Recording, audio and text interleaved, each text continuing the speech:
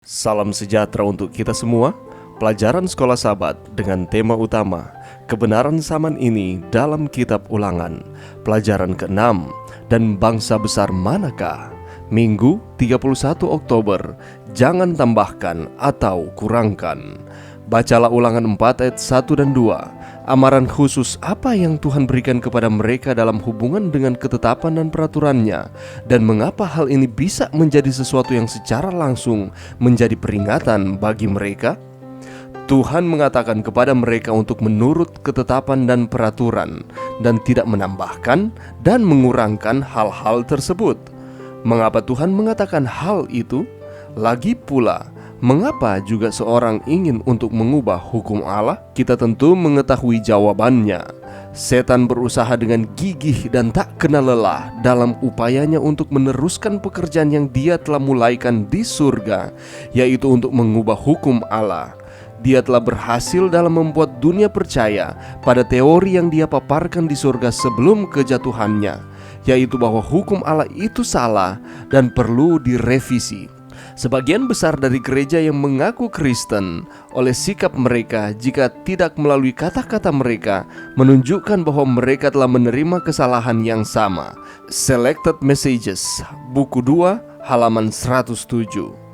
Ketika Anda berpikir tentang sejarah bangsa Israel, Anda melihat bahwa dalam banyak cara mereka berada dalam masalah karena bukan hanya mereka mengabaikan aturan-aturan tertentu dari hukum itu, yang karena tujuan praktis telah menghilangkannya dari hukum, tetapi juga menambahkan pada hukum dalam pengertian mereka mempraktekkan hal-hal yang tidak ditentukan oleh hukum, dan hal itu justru pada akhirnya menuntun pada pelanggaran pada hukum itu.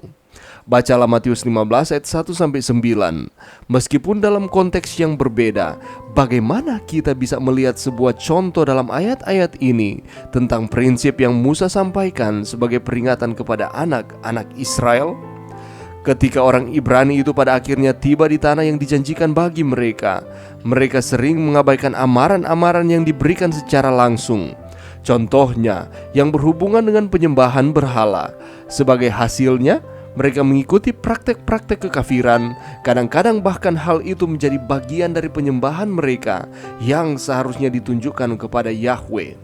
Pada zaman Yesus, mereka telah menambahkan bermacam-macam tradisi manusia, seperti yang Yesus sendiri katakan, yang membuat perintah Allah diabaikan. Bagaimanapun juga, menambahkan atau mengurangkan berarti bahwa hukum itu telah diubah dan bangsa itu menderita konsekuensinya. Pelajaran yang bisa kita dapatkan pada saat ini, hukum Allah itu berbeda dengan hukum yang dibuat oleh manusia. Karena hukum itu datang dari sorga, dan itu dirancang untuk berbeda dari semua hukum lainnya. Meskipun ada beberapa kesamaan antara hukum yang diberikan oleh Musa dan hukum budaya sekitarnya, ada perbedaan mendasar antara kedua aturan hukum tersebut. Perbedaan yang pertama ialah menyangkut penekanan Alkitab pada nilai pribadi manusia atas orang lain dan materi.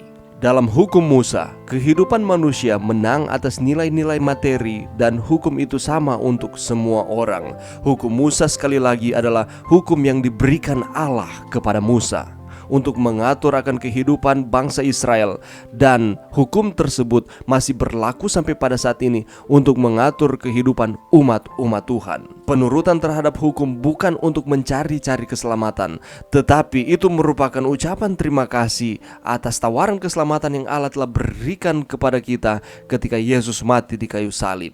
Lebih penting lagi, hukum Musa berbeda dengan hukum timur lainnya karena hukum Musa selalu merujuk kepada Allah.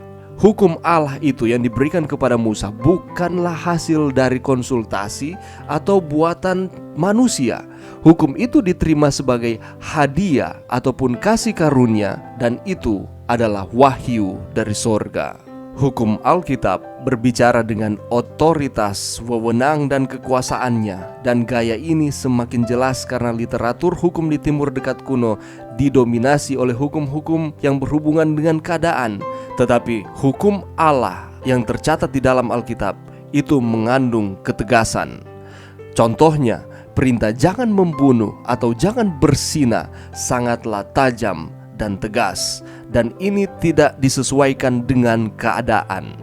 Dengan demikian, hukum Musa berbeda dari yang lainnya karena itu menyiratkan suatu dimensi yang tidak ada di tempat yang lain, dan bangsa Israel akan menurut akan perintah ataupun hukum tersebut dengan iman. Apakah hukum Allah itu dapat diubah atau disingkirkan? Lebih mudah langit dan bumi lenyap daripada satu titik dari hukum Taurat batal. Lukas 16 ayat 17. Dan Mazmur 111 ayat 7 dan 8. Segala titahnya teguh, kokoh untuk seterusnya dan selamanya. 10 hukum adalah pernyataan prinsip-prinsip sifat Tuhan yang suci yang akan selalu ada selama Tuhan itu ada. Dan karena Tuhan itu ada dari selama-lamanya sampai selama-lamanya, maka 10 hukum yang diberikan Allah juga akan ada untuk selama-lamanya. Mari berdoa. Terima kasih atas firman-Mu pada saat ini. Bantu kami Tuhan untuk kami dapat mempraktekkan akan firman ini atas dasar kasih kami kepada Tuhan, atas tawaran keselamatan yang Allah telah berikan. Karena perintah Tuhan itu teguh dan kokoh untuk seterusnya sampai selamanya.